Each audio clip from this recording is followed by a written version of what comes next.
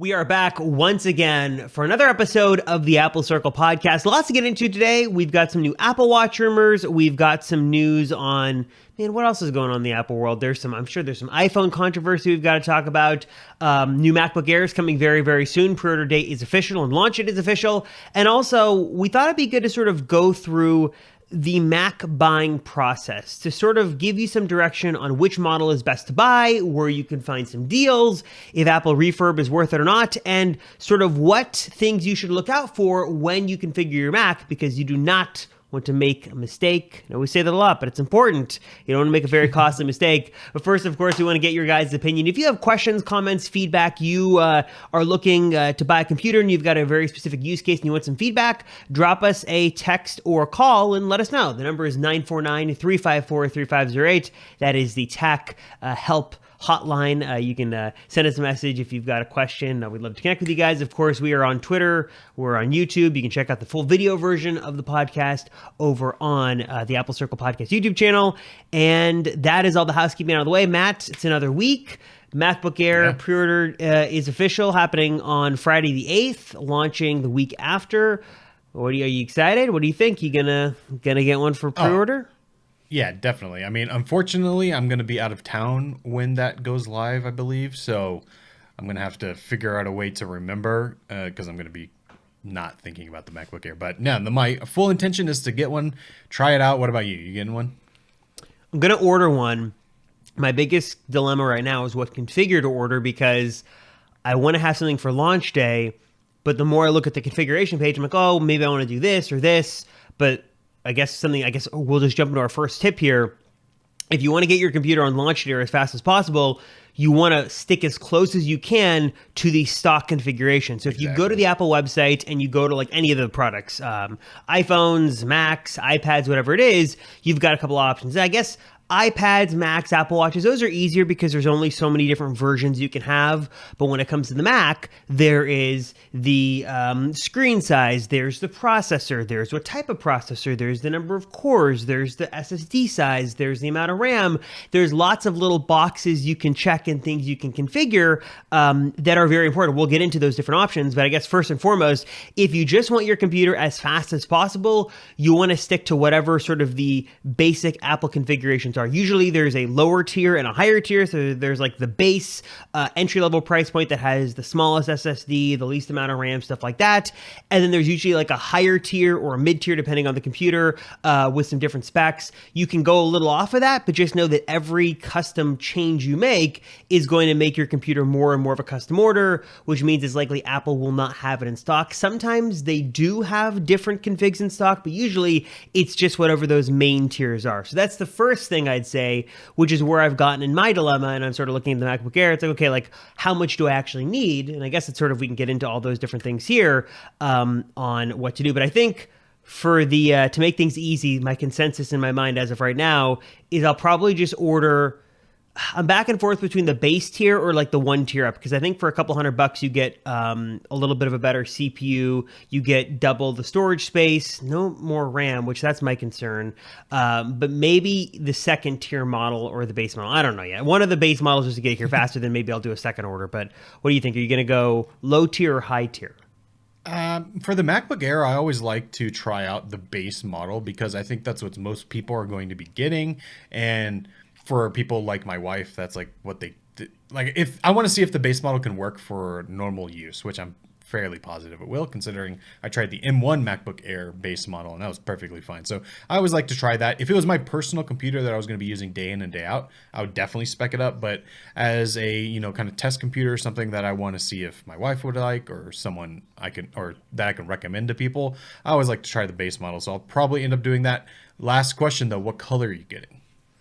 See, this is the other, I was talking to my wife about the different colors because she wants to get a new laptop too. And I had that black MacBook back in 2007 and I love that computer. Yeah. I know it's a fingerprint magnet, but I kind of want to look at what do they call it? Starlight. It's basically like a dark blue, navy blue, almost black, which I know that color is probably going to be the most in demand and the least available. So that's the one I might try. But looking at the MacBook Air page again as a refresher, there's that dark blue they're calling Midnight. There is Starlight, which is sort of gold, champagne. There's silver, and then of course space gray. So the two we've known, and then some other stuff.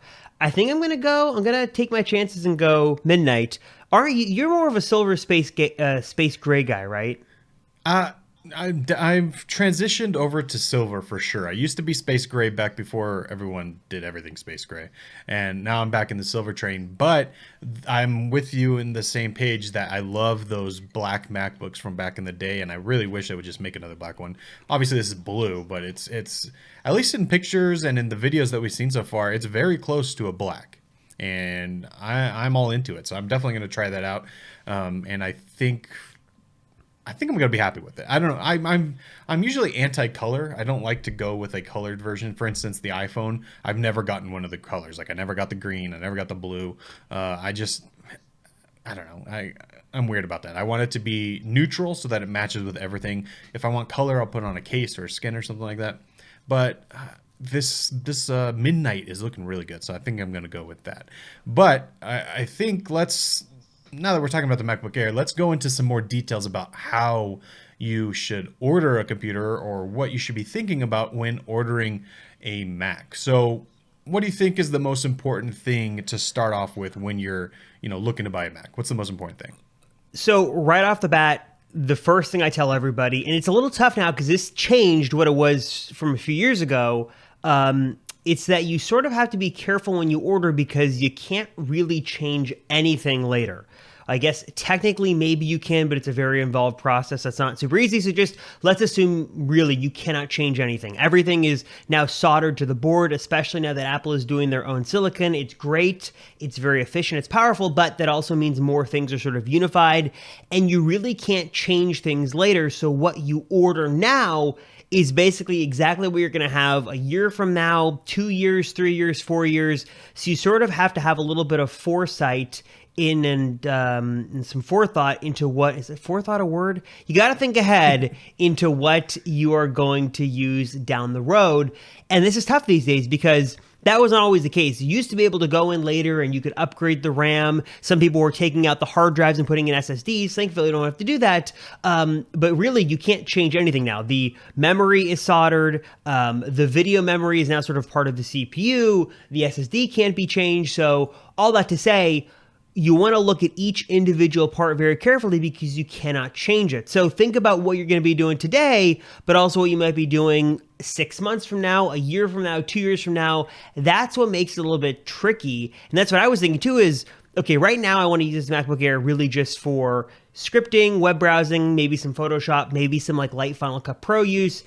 The base model should be good with that. But what if I want to maybe, go a little bit more advanced later on? Maybe I want to add a couple of plugins on Final Cut Pro. Do I need more RAM? Do I need more SSD space? That's where it sort of starts to get complicated. So do your best to make your best educated guess on sort of your workflow, and then you can sort of build out appropriately from there. But right off the bat, just know that you're sort of marrying the configuration that you get, because once you choose what you choose, there is no going back. What about you, Matt? What's your first tip? No. Well, I completely agree. And I guess, that's what, once you decide what computer you want, maybe that's the most important thing. But I think equally as important is deciding which is the best actual computer for you. Because, we've talked about this before, but, we use the MacBook Pros, the 14-inch MacBook Pros with M1 Max inside because our job, I wouldn't say requires it, but it definitely can benefit from that processor. So it's worth the extra money for us.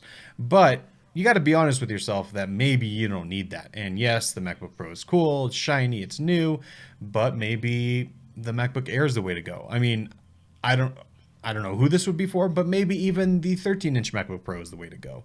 You just have to figure out what the right computer is, and then I agree. Once you figure that out, then really nail down what that processor, RAM, all that thing, what that is, because you can't really change that later on. And I would also say to err on the side of more is better. So if you can afford more, pay for more, just to be safe. You never know. At the very least, it's going to be worth more when you go to sell it to upgrade later on. Right. That always in the EV world. They always say you want to buy the biggest battery you can afford, get the most Right. range. Sort of the same thing here. Buy the best processor you can afford, so you sort of have room to grow. With these Apple chips, the base model is still really good, but you can grow in and certainly utilize that stuff more down the road with certain apps. And I guess to your point, first things first. Before we even go into computer, let's decide the processor we need, because that's sort of, through process of elimination, going to decide sort of for us what Mac we can get. So Matt, what are the current M processors we can get right now? Oh, so we've got quickly evolving. We got the M2 chip, which is in the MacBook Air that we were just talking about, and the MacBook Pro 13-inch, which came out a few weeks ago, which honestly, let's not even talk about it. We've been racking our brains figuring out who this computer is for, and we really can't figure it out. So I would say don't even buy it unless for some strange reason you know that it's for you. But in general, I would say just forget that computer. So that's the M2 computers that we have, which are the latest up-to-date ones. We then have all the M1 computers that have ever been announced. Those are still out. So from the M1, the regular M1, we have the 13-inch MacBook Air and the 13-inch. Well, no, they discontinued the MacBook Pro, the 13-inch. Right, they have. Yeah. Yep. So that's the only one they don't sell still. So we have the original M1 MacBook Air, which is at that $999 price point. So that is the cheapest Mac that you can get, or MacBook. There is the MacBook Air, or sorry, the Mac Mini. We have the Mac. Speaking of Mac Mini, we have the Mac Mini, which has the M1 chip inside, and then we have the iMac. So if you want a desktop, that has the M1 chip inside. The 24-inch iMac. And then we get to the more expensive pro level computers, which is the 14-inch MacBook Pro and the 16-inch MacBook Pro, both with the M1 Pro or M1 Max options. And finally, we have the Mac Studio, which has the M1 Pro, or no, M1 Max or M1 Ultra chips inside. So many M1s, so many M2s, Ultra, Max, all kinds of names. But that's kind of the M1 lineup right now. And I would honestly say, any of the computers aside from, even the 13-inch MacBook Pro, if you decided to buy it for whatever reason, it's still going to be a great computer. The only reason not to get the 13-inch MacBook Pro is simply because of the price, but the actual computer should be great. But so any of them, depending on what you're looking for, I mean, they're going to be awesome. So I guess first thing to decide is laptop or desktop. Do I want to have portability, or would I rather have the display, the really nice display of the iMac, or sort of the cost savings of the Mac Mini, and already sort of bring my own keyboard, display, and mouse? So I guess the first thing I decide is whether you want to go laptop or desktop. And then it sort of goes down the road of, okay, what are you going to do? And that's where things can get a little confusing. If you are someone who knows your video editing and you're doing fairly intensive video editing and graphics works or computational things, like, you're going to utilize that chip, and maybe you're in a profession that's using that, or you've got a really, a hobby, or if you know off the bat, I'm going to use this chip, then you can probably make a decision on which chip you want to go with. So let's say, for example, okay, I want a desktop Mac, and I really want to edit 4K videos on there. I want to do some graphic stuff. That's what I want to do. Then I'd say, okay, so process of elimination, I wouldn't do the iMac because that's the M1. The Mac Mini as well, it's nice. It has the M1, which is still good, but if you want more power, then you go Mac Studio. Sort of the process of elimination works that way. Same could be said in reverse. If you're like, hey, I want a desktop computer, I really just care about being able to watch YouTube videos. I want to go on the internet. I want to do emails, Word docs, maybe some like light photo and video editing. Great. And I would like a screen, but I'd rather save money. Mac Mini is the way to go. Like, there's some great options there in either sort of category, but first you've got to decide desktop or laptop, and then sort of the power you're going to go with. And on the desktop side, it's a little bit easier because it's really just sort of three options. On the laptop side is where it gets trickier because you've got a couple of different ways to go depending on your use case and the chip. So for laptop, you've got a couple things to decide. Really, first, I guess, is the chip. Do you want to utilize that power or not? So that would or either sway you to the MacBook Pro or MacBook Air. And then also there's sort of, I guess, at the MacBook Pro is the screen size, 14-inch or 16-inch. Both Matt and I have used both versions. I know we previously had 16-inch MacBook Pros, which are great. Now we swapped to the 14. I'll say personally, I like the size of the 14. It's tough because at times I do miss that larger display, and there are times I wish that I had the extra screen real estate to work with. But I will say the 14-inch is super portable. Really nice to bring around, and obviously it's a really great display. I don't know, Matt, do you miss the 16 or not? And if someone was Not saying, at okay, all. I want to go MacBook Pro 14 or 16, how would you give that recommendation? Oh, it's tough. I would say that personally, I don't miss the 16-inch at all. Like, not even once have I missed it. I know you have said that when you're using it as a laptop, sometimes you wish you had more screen real estate, but that has never happened to me. But I will say that if you are planning to use the laptop as the laptop and that's it, you're not going to make a desktop setup, you're not going to have an external monitor, then it may be worth getting that 16-inch just so you Mm-hmm. have the most screen real estate possible. You just really have to decide if the price is worth it because it is quite a substantial jump from the 14 to the 16-inch. So it's like maybe it would actually be worth spending that money on a 27-inch monitor, even if it's not an Apple Studio display. But you know, you can get a much bigger screen for that. What is it, like $1,000 jump? Mm-hmm. Or it's quite a bit. So you know, you have to decide if that's actually worth it. Personally, the reason I like the 14 is because I do have a desk set up with my currently 42-inch OLED display, which we've talked about in the past. So that's massive. And then when I am going, for instance, next week we're going on a trip, I can easily slip my 14-inch MacBook Pro into my bag. And honestly, I don't even notice it's there until I need to use it. And that's kind of the best of both worlds. If I was using it only as my main computer and nothing else connected to it, I could be tempted by the 16-inch, but even still, I love this 14-inch size. It's the perfect sweet spot, a little bit bigger than 13 and not quite too big. Honestly, it's not the screen size that bothers me with the 16-inch. It's just the weight of the computer because if it's a laptop, I want to take it with me, and this thing it's heavy when you get to that 16-inch model. So I like the 14, but really I think that's you just have to decide what's best for you and whether the price justifies the size rather than getting accessories. Yeah. So once you've decided on your computer, which is hard in and of itself, but actually relatively easy compared to the next stuff, you can sort of go down the list of what you need. And then the next part is a little complicated, and that's the processor. So on the MacBook Pros, you can either go M1 Pro or M1 Max. And I am not a Geekbench, Cinebench, spreadsheet analysis person, so it's sort of hard to make these decisions. And I've only used the Max, I haven't used the Pros, so it's sort of hard to give you good advice. I'm not sure what the price difference is between the Pro and the Max, but Let me look it Matt, up. do you have any advice on whether you go Pro or Max? Because it's sort of hard once you've gotten you're going down the funnel. It's hard to. Well, I'm trying to think of like a recommendation for who needs a Pro or who needs a Max. I guess if you really want to go all out and give yourself as much headroom as possible right off the bat, then I'd go Max. And you think you're really going to utilize that extra speed and performance. But the M1 Pro is going to be good for a lot of people as well. I guess it really sort of depends on your workflow.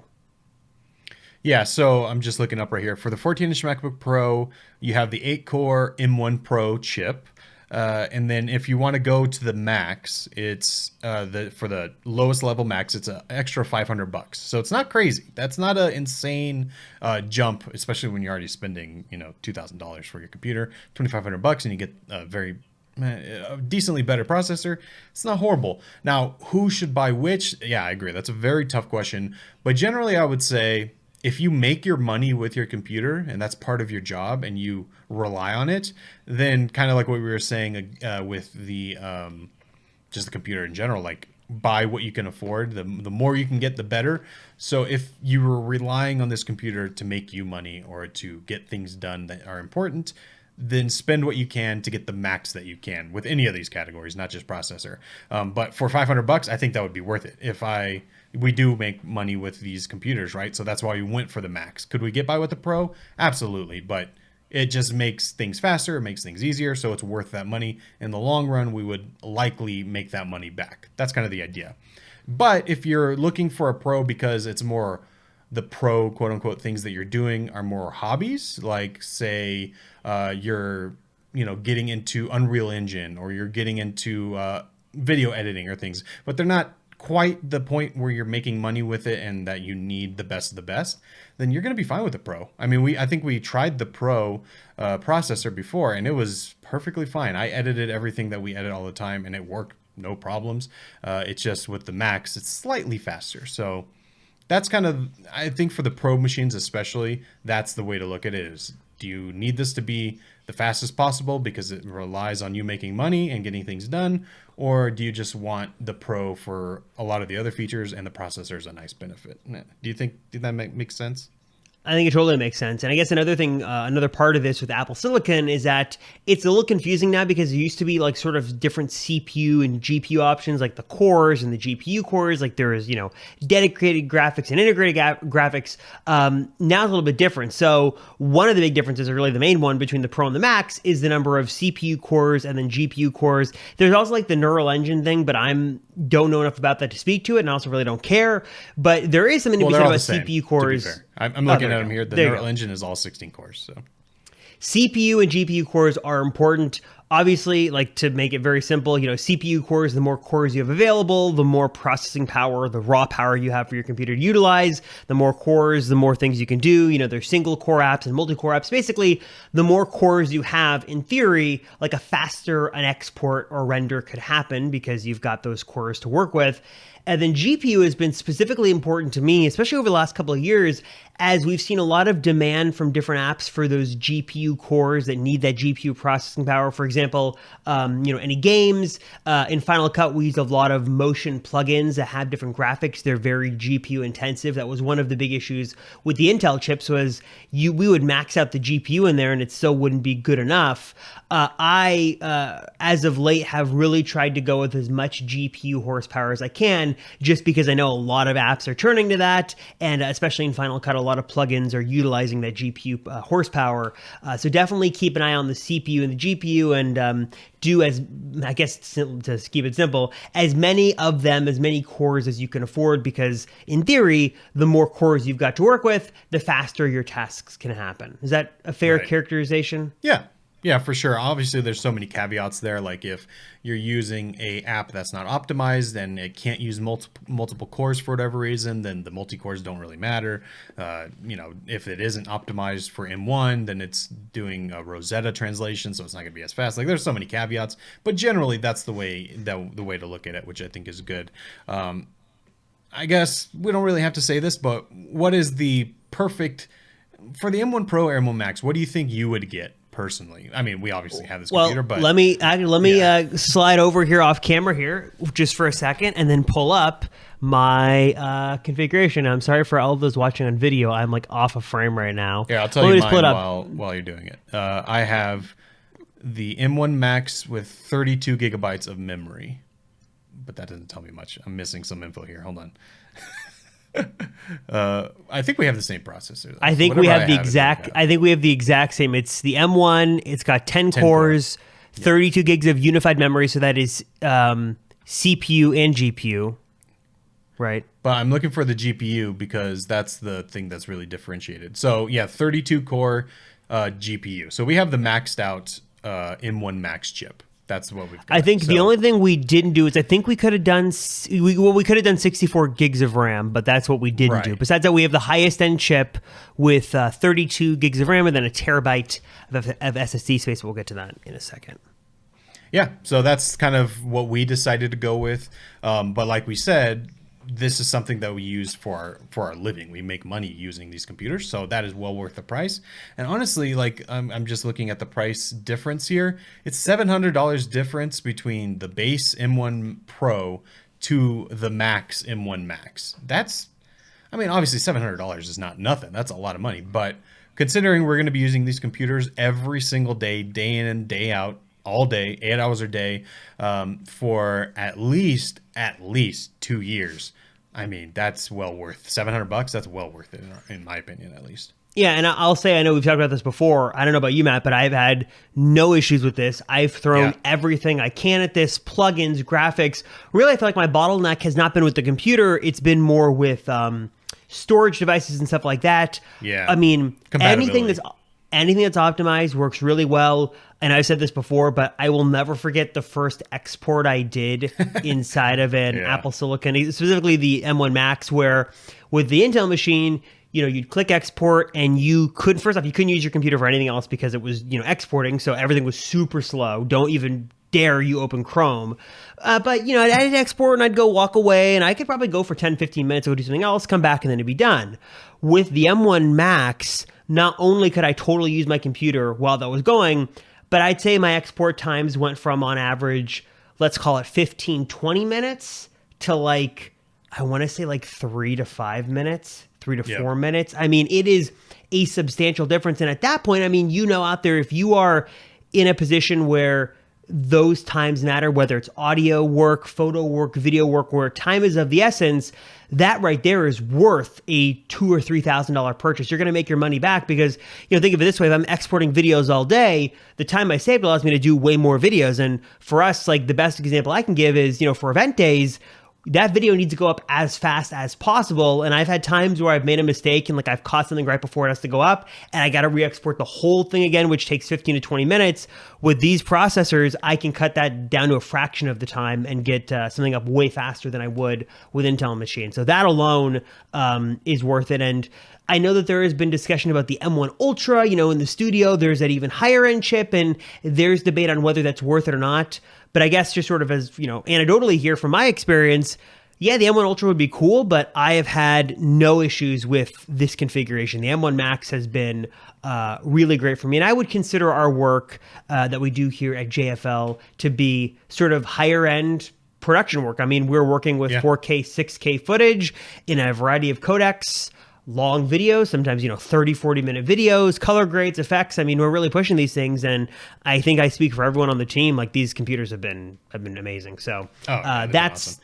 That's what I've got on M1 I would Max. I would say that you mentioned the M1 Ultra. If they offered the M1 Ultra in the laptop, I probably would have gotten that too. Mm-hmm. It's just that they don't. So having the laptop is more beneficial to me than having the M1 Ultra. I think you probably agree with that, right? Absolutely. Yeah. So, okay, let's talk about the memory because we kind of mentioned it a few times here. There's really only 3 options. Well, so let me go back here. So for the MacBook Pro, which we were just talking about, you have 16 gigabytes, 32, or 64. Those are your options. But I want to make sure, I know for the MacBook Air or the M2, M1 computers, starts at 8 gigabytes of RAM. I'm just trying to make sure I know what it goes up to. I know it goes up to 16, but I think they also added a 32 option this time around. I think, is it 24? Yeah, 24 is the highest it goes on the MacBook Air. Okay, there you go. So yeah, which is an odd number. Yeah, that's a strange number. I've never actually seen like a stock computer come with that. But so there's different options here, and this back in the day, in the Intel days, this was something that was important. You wanted to get the most RAM that you could, and while that is definitely still the case, it is harder to quantify what the RAM is actually doing. Would you agree with that? I can't really put my finger on if more RAM would fix any issues. It is. I mean, generally, for what I always understood RAM to be was if you want to have a lot of things open at once, they're all using memory, you want to have as much RAM as possible. That's when I remember I had a Mac Pro back in 2010 and it had 16 gigs of RAM. And at that time, 16 gigs was unheard of because it was like, I think they were shipping them with 2 gigs and it was crazy. And that's what I always understood. Now with this new architecture and unified memory, it seems like you could get away with a lot less because even if a few years ago, 8 was like the bare minimum. Like you couldn't run a computer under 8 or even a Mac you couldn't run without 8 gigs of RAM. Now I feel like 8 gigs of RAM is a lot more useful, though I will say I've seen plenty of people on Twitter complain that you will run into like a, memory limit hit, or if you are doing a lot, that's one of the issues here is if you like grow into your computer a little bit more, you might start to get hit with those 8 gig limits. And that's one of the things I was thinking of too is, I'm not planning today to use this MacBook Air for a lot, but if I want to grow into it and future-proof myself a little bit, it might be worth going to 16. Double the memory, I'd say for most people, the vast majority, 16 is going to be more than enough. I think 8 is still going to be good, but if you do think that you might jump into some heavier video stuff, some heavier photo stuff, I have to look at what the price difference is, but I think the 16 gigs of RAM might just be worth it. Maybe one of the most important upgrades I'd make in the tiers. So for the MacBook Air, to get to that 16 gigabytes, which is the next tier up, it's only $200. That's worth it. Apple has been known to rob you when it comes to prices of memory, but I will say it doesn't seem horrible for the latest options. So if you just want to max it out and go for 24 gigabytes on your MacBook Air, it's $400. Is that a lot? Yes, but for how fast this memory is, that doesn't actually seem horrible. I remember back, like if you go with configure the Mac Pro, for instance, which is still on the Intel architecture, that let's do it right here live. I just remember the RAM being so expensive, which in a computer like that, it's much better to add the RAM yourself. I think you can add. And I will say it is, you can in the isn't that the last one, right? Because you can't do it on any other Mac. What's funny is I saw a tweet the other day from someone like, was it from 2013 or whatever? Everyone thought the Mac, the RAM prices were outrageous, and they're still today just as outrageous. They're still, it's not as outrageous here in the MacBook Air, but some configurations, I think with the Pro, they're still really expensive. I mean, Apple RAM is not cheap, and back in the day, it was always, well, I could get my computer with the base amount of RAM and then upgrade it myself for cheaper, which used to be pretty easy to do and much more affordable. Now, just keep in mind that, again, you're mirroring your configuration. You cannot change the RAM after the fact. It is soldered onto the board, or however Apple does it. It is what it is, so you can't change it. So again, like Matt said before, you want to sort of get as much as you can afford because you might just need that extra headroom. I just looked up the Mac Pro, which does have a bunch of different memory options. So it comes standard with 32 gigabytes. So, I mean, fine. But for a computer like this, you'd probably want more than that. If you want to jump up to the next, which is 48 gigabytes of DDR4 ECC memory, $300. But we have a bunch of options here. The top option is 1.5 terabytes of DDR4 ECC memory. What do you think the price for that upgrade is? $5,000. You wish it was $5,000. It is $25,000. And you know what's so sad about that now is that these like M1, M2 machines are like smoking the living daylights out of these Mac Pros. And people spent, $40,000, $50,000 on these machines, and you could buy a $4,000 MacBook Pro that whoops this thing in benchmarks, and even probably real world tests too, which is just crazy. So what's even crazier to think is someone right now is, I'm sure once a day at least, someone's buying one of these top tier Mac Pros, which granted, some people do need the Intel support and stuff like that, but some people just don't know, and they're paying an arm and a leg for what will very soon be antiquated hardware. Yeah, no, it hurts. I mean, I'm not doing it, so I'm okay with it, but just thinking about that's painful. But I assume that whoever's buying it has a really good reason for it, because if you're spending that much money, like, you're not just doing it willy-nilly. Like, you kind of know what you're doing. So what's your like general recommendation, friends and family members, if your wife was going to get a new computer, what is your RAM recommendation? I'd say the next tier up, which is 16 gigabytes. If you can afford it, I think that's well worth it. Just, again, for that longevity factor. You never know what you're going to be getting into in the future. And 16 gigs is enough that you're going to be able to do whatever you want. Is it going to be as fast as 64? No. Is it going to be as fast as 24? No, not necessarily. But you can do everything, which I still think you could do on the 8 gig. Also, I think you could do everything, but it's just, you don't have to think about it ever. I 16, you don't have to think about it. My only other word of warning to this, and what we saw before, which Apple might be better about it these days, but we saw that on a lot of the older Macs, they shipped with 2 gigs, 4 gigs, which was fine. But then the more progressed we got in the Mac OS update cycle, the more demanding those OSs were. And I think, was it like Mountain Lion that like you really like could not run it well on 4 gigs? Like, you're going to get to the point where 8 gigs probably just won't be enough. And, maybe 3 or 4 years down the road, you still got a really good Mac, but the next Mac OS whatever is just really needing more horsepower that your computer doesn't have, and then your sort of things feel slow. That 16 gigs is going to buy you a little peace of mind. In my thinking is $200 is worth the headroom, the peace of mind, and a little bit of future proofing in there as well. Again, not insignificant, but I think that if you're going to make one change, that's probably what I would do, I guess, behind extra storage if you need it. Yeah, no, that's what I was about to ask you. Storage aside, we'll talk about that in a second, but between processor and memory, what do you think is more important to upgrade? I'd probably do memory, because you could have a really nice chip and be stuck with 8 gigs, which isn't good. I mean, to be fair, on Apple's side, usually when you bump up the chip, they're also going to make you have a minimum amount of RAM. Like, usually you can't get a higher end chip without 16 gigs. I'm sure that, I don't know, you maybe can double check the MacBook Pro, that probably you can't get an M1 Pro or Max without 16 gigs, right?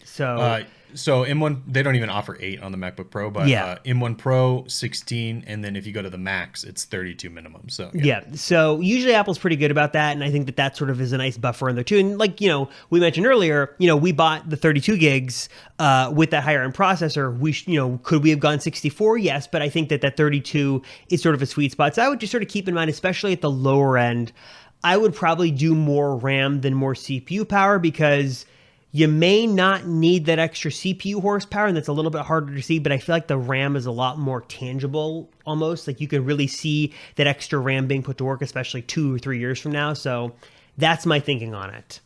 yeah, no, I pretty much agree. And it's one of those things that like the processor just sounds so much better. So it seems like the one that you want to buy, but honestly, just as a general good purchase, it's probably better to get the RAM. All right, let's talk about storage now. This one, I mean, there's really not much to talk about, but it's it's the same situation as everything where this is what you get. So let's go back to the MacBook Air real quick. The 256 is the base. So that's where It's it really tough. becomes an issue because the MacBook Pro, this 14 and 16 inch, starts at 512, which is still pretty low, but you can easily get by with 512 if you just don't want to touch the storage. On the MacBook Air side, that's 256 is not much. Have you ever used the computer with that? I did. I've had a number of them. In fact, my wife's current 2013 MacBook Pro is a 256 gig SSD. And again, back in the day, this was understandable because SSDs were so expensive, and Apple's super fast flash storage was expensive. I get it. So it was okay to have those lower amounts. And I think I looked yesterday; she's like 40 gigs free, so she's like almost running out of space there. And I think that she probably deleted stuff because there just wasn't room. These days, in my opinion, it's a little less acceptable for Apple to have that low tier. It's like having, 16 gigs was like the default storage forever on the phones and the iPads. I feel like you should do at least 512, half a terabyte. And I have a terabyte on my main computer here, and I will say I've got like 400 gigs free. And I'm usually pretty liberal about what I leave on that drive. And obviously most of the video stuff is on a separate server.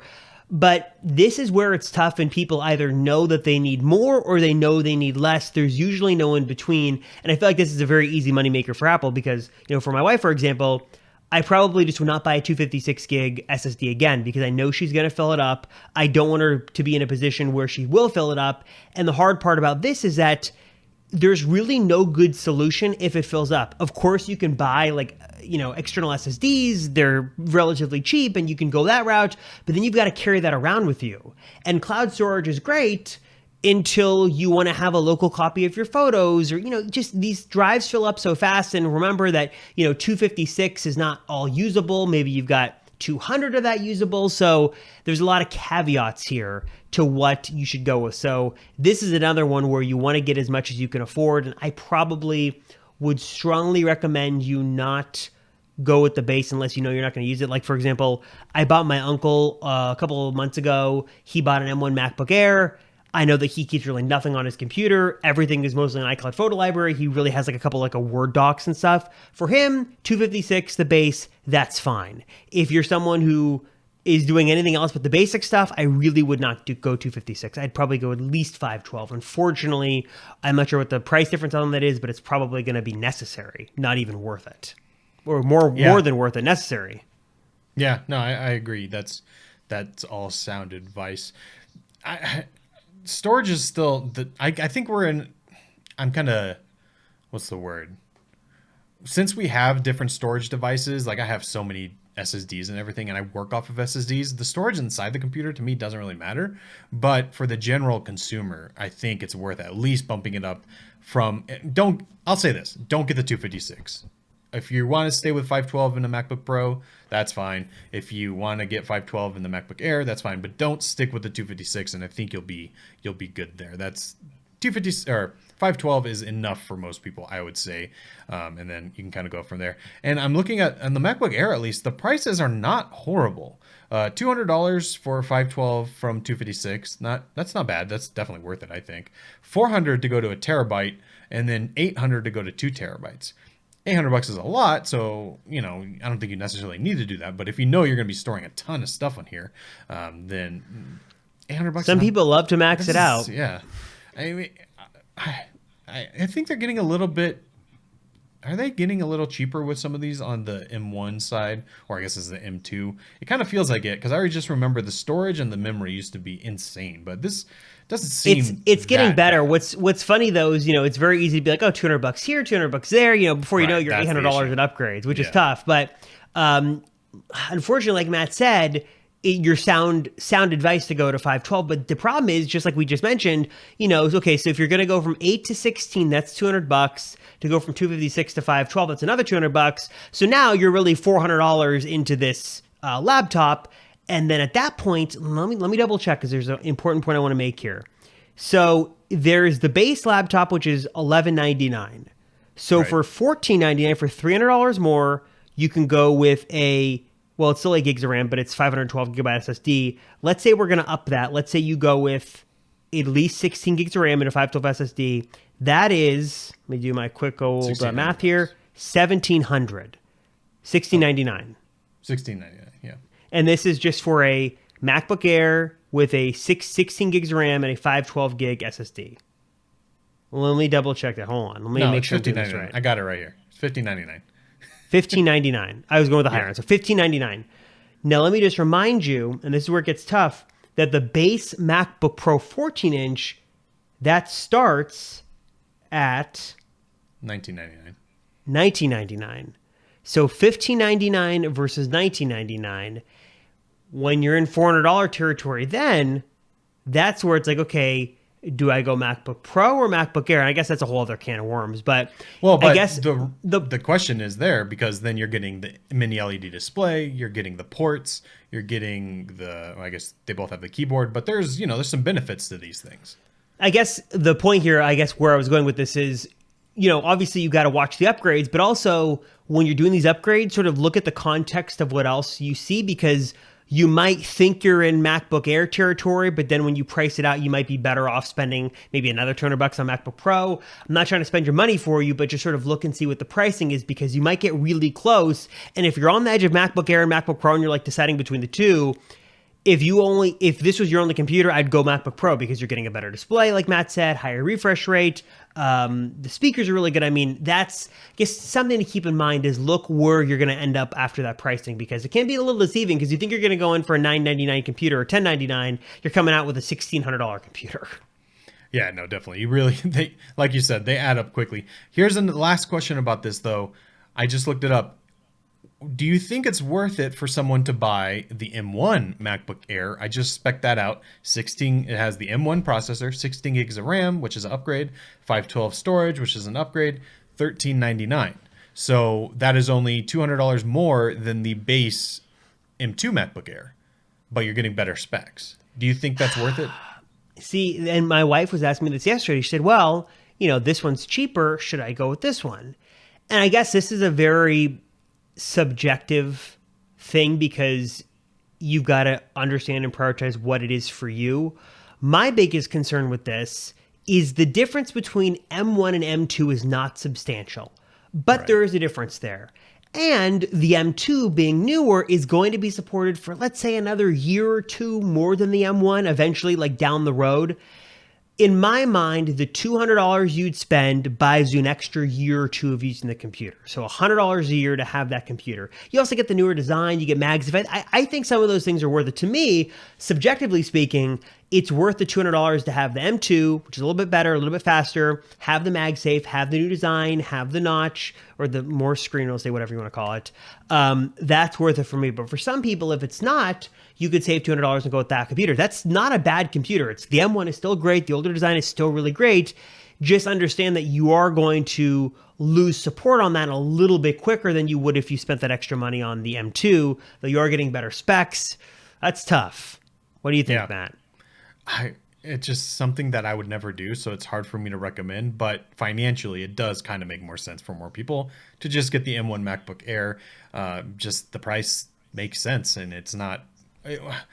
I guess I would say this: if you're gonna try and save money by going to the MacBook Air M1, I would say still upgrade it to 16 or 512 storage, and don't be tempted by that $999 price, because I think an M1 MacBook Air with the base configuration may not be worth it. But that $999 price is very tempting.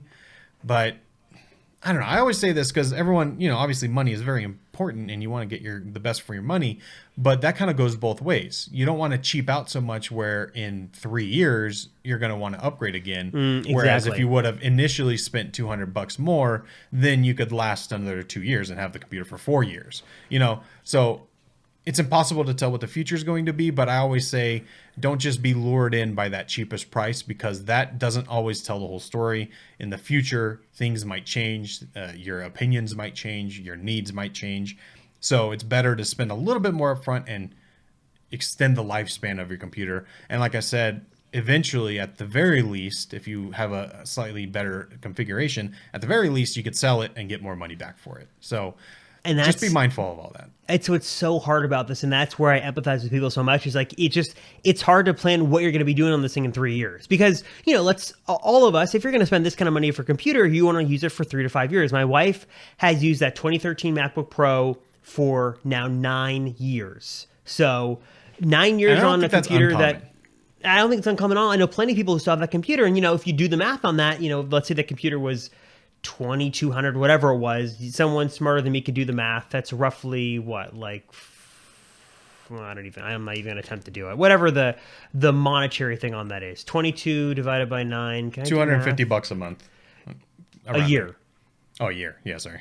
Whatever it is. See, that and I are not. We're obviously not math. No, it's a year. But it's a year. If you do it that way, I mean, look at the value you got out of that computer. $250 a year to have that computer. It lasts you a long time. That's really good. Obviously, though, her needs changed the longer she had that computer. She was doing different things. She needed more storage, and it was sort of hard to be limited in that capacity. And that's what's so tough. It's hard to buy a computer today and be like, what am I going to be using my computer for in the year 2031? And it's like, I don't know. And that's sort of tough. So I would definitely go with as much as you can afford and try to give yourself as much headroom as possible, because if you're going to be using this computer for a while, you definitely want to have that extra sort of headroom and wiggle room. And I guess speaking of that, let's talk for a second about deals. Everyone wants to know, how do I save money on the Mac? How do I get this for cheaper? Because a lot of times, if you don't go through Apple, you can save money and get some good deals. So Matt, I'm sure you've got some suggestions. My couple right off the bat suggestions. I guess to be quite frank, Apple doesn't usually do deals on their own. Sometimes they'll do back to school promos, which is going on right now, which is a $150 gift card. So you're not really going to save any money on the computer, but maybe you could buy an accessory. So that's sort of invalid. I guess, well, there is education pricing, but it's like $100 off. So if you are a student or in that world, something to take a look at. But in terms of the general consumer, not a whole lot of options. Sometimes there are deals to be had on Amazon or at Best Buy or stuff like that. But again, there's really not a lot, maybe a couple $100. Sometimes B&H will have deals on certain configurations. But the best suggestion I can give is, if you want to buy a new Mac and you want to save some money, check Apple's refurb store, because these are guaranteed by Apple. They're mostly in pristine condition. Apple usually replaces all the casing, and you can find certain configurations in there for a couple $100 cheaper. So that might be a good way. Let's say you have $1,200.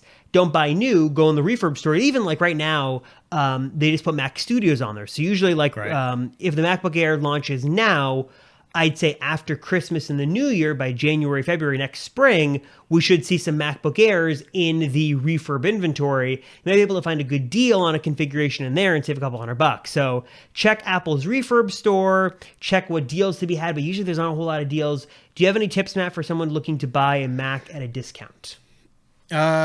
I would say if you have a computer now, check about trade-ins, because then you can put that money towards the computer. Or if you can just sell it on your own and then put that money towards it, don't just let that computer sit around. Definitely, put it to work unless you need it for whatever reason. But that's a good way. And then the only other time you really see sales is from Best Buy on Black Friday. And then it's a couple $100, but you kind of just have to get lucky and you can't count on it really. But I do think that Apple refurb is kind of the way to go if you really want a reliable deal. They don't always stock every single computer, so you kind of have to pay attention to it. But if you can find the one that you want, it's well worth it. So you don't have to worry about it being broken or anything. And let's just say for whatever reason it does come and there's something wrong with it. There's a warranty. It's got Apple Care. Everything that is normal from Apple is going to be there with this refurb product. So I think that's definitely the way to go.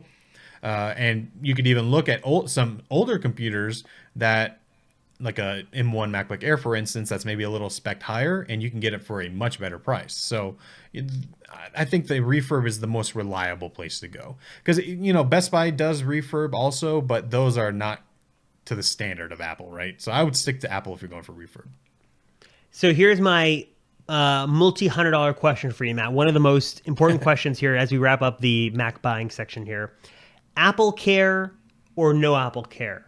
I used to be a big fan of Apple Care. I used to get it on all my Macs. I thought it was worth it. And they've changed the pricing on this too. I don't know what it is these days, because it used to be like $300. It used to be you bought it with the Mac and that's what it was. I will say that I used to be a big fan of Apple Care.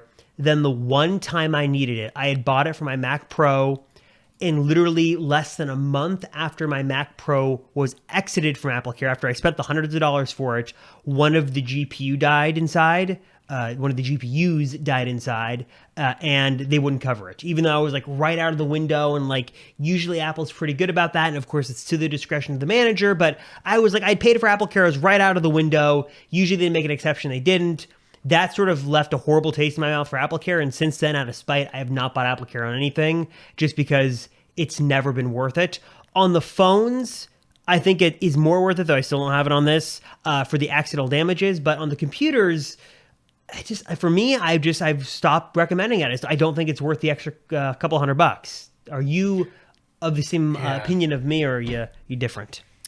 I'm basically of the same opinion. I'm trying to look. Do you know where to even check if you have Apple Care? Because I can't remember if I got it on this. You can go into settings on your iOS device and see. No, I have it on my iOS. For all your devices, right? Let me look. I think you might be able to from there too. I think you can, but yeah, on the Mac it's tough. I agree with the phone. I even to an extent agree with the watch, but on the Mac, I just haven't really done it. And I'm trying to. The only reason I would have done it on this one is because it's a work computer. But let's see, where would that be? Payment and shipping? No. They make it even hard to sort of find out. And I forgot, I think it like covers like there's like a deductible for like damages and stuff like that. Right. It used to be back in the day that if you spent the money in Apple Care, they were very generous on what they would cover. So like if there was a logic board issue, or if there was, whatever it is, webcam problem, like they would just like swap it out and do a repair, and like it was really good. These days, without paying anything, these days it's like you got to buy it, then you got to pay like a deductible, which is usually like a fraction of what the out of warranty repair would cost. But just for me, it's never been worth it. Honestly, my opinion would be take what the Apple Care costs, which is like $300, and put that towards speccing out your computer better. Just because it's, for me, I've never found it to be worth the money. Yeah, I agree. And it's like, I guess maybe it depends on your situation. Like for us, we're here at home all the time, so it's not really worth it. But if you are traveling or something like that, it might be worth it, just in case you drop it or you break it or something like that happens. I don't think I have it on mine. I can't find it, but I'm pretty sure I don't. So I don't know. It does add up to, it does add on to that price. So it's something you have to consider for sure. But it's on the Mac, it's not something I really care about all that much. So I guess last thing before we wrap up, a little bit of news to talk about this week. Apple Watch stuff. So Mark Gurman came out with some new info on the new rugged edition of the Apple Watch. According to him, this is not going to be an aluminum finish, but it's going to be more durable. It might have a slightly larger display, which there's been a lot of controversy on exactly how big the display would be. Maybe another inch bigger. Maybe it would be a 40, what do we have now? 42, 44, so maybe 45. Is that right? Does that sound familiar? I saw someone say 50, but they were just measuring incorrectly. It was like, yeah, I saw that 50 thing going around too, but it's not going to be that big. I think it's like there's a lot of debate on where you're measuring from, the diagonal measure, whatever it is. So slightly it's a bigger. 1.9 inch diagonal, which is larger. I'm trying to see if they say how much larger, but it doesn't. It just says 7% more screen area. It might actually be the same size casing, but just even smaller bezel. That's possible. Right. So slightly larger. It have the built-in body temperature sensor. Basically, this is the watch for the hiker, the outdoor enthusiast. This is the one to have. And my question on this is, well, one, this is super exciting, but does that mean that if you want the larger display, or if you want the body temperature sensor, or any of these goodies, you have to go with the rugged edition? Because my concern is I would love to get that, but I don't want this big bulky watch on my wrist. I guess depending on how it looks, because if it does have the flat edge design, then I'm all in for that. But I guess how rugged, extreme, sport do you think Apple's going to go with this versus just marketing it that way, but sort of having a different design? Yeah, that's tough because I've never really found that the Apple Watch Now is not rugged. It has 50-meter water protection. If you get the higher end model, it's got sapphire glass, which yes can be a little brittle if you hit it on something, but I've never had an issue and it doesn't scratch. If you are getting a higher end model, then it's going to have either at least stainless steel, which is pretty strong. It does scratch, but it doesn't break. So it's like I don't know what do I really need there in terms of ruggedness. But I have a feeling that they're just going to bring all the same features to every watch. I don't know. I'm going back and forth. Obviously, the rugged watch has to look different in some way, shape, or form, but I think you're going to get the same features. So I think we will get the temperature sensor and the S8 chip, which is the same thing as the S7, which is the same thing as the S6. But I think we're going to get the same features, but it's going to just have a different case. That's what's tough right now too. Is really the headline feature of the Apple Watch Series 8 is that it would have the body temperature sensor. That's like really it. Like Matt said, same chip, which probably means same battery. So yeah, as of right now, you thinking about upgrading, or what's the deal with the Apple Watch these days? Yeah, exactly. I mean, I really just want to see what this rugged watch is because that definitely would fit in my lifestyle. But I also like the silver stainless steel that I have here, which is very nice, a little bit more elegant. But if the rugged one looks cool, I'm definitely all in. I am worried that it's going to be edition pricing. That we've heard that rumor before, that this is not a sport edition. This is a high end model, which that's a little worrying, especially if they're saying they're going with something stronger than aluminum, which. And maybe that means like titanium or something. I don't know. That's kind of scary. So the price may make me automatically not be able to get it, but I don't know. I haven't really thought about it too much, but I'm interested to see what it turns out being, and if it's enticing, then I'm going to get it. That was really the sort of the big headline of the week. Hopefully, we could provide some value in terms of buying. And I know that a lot of people are going back to school, and with the MacBook Air launching, a lot of people want to get their hands on it. Again, we should remind you that if you're watching this podcast, if you haven't already, you need to pause this and go to the Apple website because the MacBook Air pre-orders are live. I'm sure they're going to go fast. So make sure you are on it right now. So that's this Friday. That is the 8th. They're going to launch the following Friday. So be on the lookout for that. But as you sort of go through the back to school season, if you're going back to school, you're looking for a new computer, or just this now is just a good time to buy a new computer. Definitely, hopefully we could provide some value for you guys as you look. And also, if you've got a question, hit us up on the hotline, 949-354-3508. If you have a specific use case or a specific question, or if you're like, okay, do I do this spec or this spec? Let us know, and we will be happy to answer and give you some personalized, tailored advice as to what you could be hopefully picking up soon. And I think that's going to do it for this week. As always, we appreciate. Hold on. Go ahead, Matt. For you guys listening to the end, you guys are the loyal listeners. Next week we're not going to have an episode because like I mentioned up front, I'm traveling, so we're going to take a little bit of a break. But that's okay because we'd be talking about nothing because we're just waiting for the MacBook Air. So the week after, we should have them in our hands. We'll give you our impressions of the MacBook Air. So stay tuned for that episode. A little bit of a hiatus next week, a little break, but we'll be back with our impressions of the MacBook Air. I'm getting excited. I love when new products come out. I'm super excited. I can't wait to see put this thing through its paces and see how the M2 is going to perform, and finally, use this lightweight, thin Mac laptop. I guess if you guys have questions too, like if you got MacBook Air questions, things you want us to test, let us know, drop a comment, or hit us up on the hotline. And now we can put a cork in this one and end it. Thank you guys so much for watching. We'll see you back here in 2 weeks on another episode of the Apple Circle Podcast.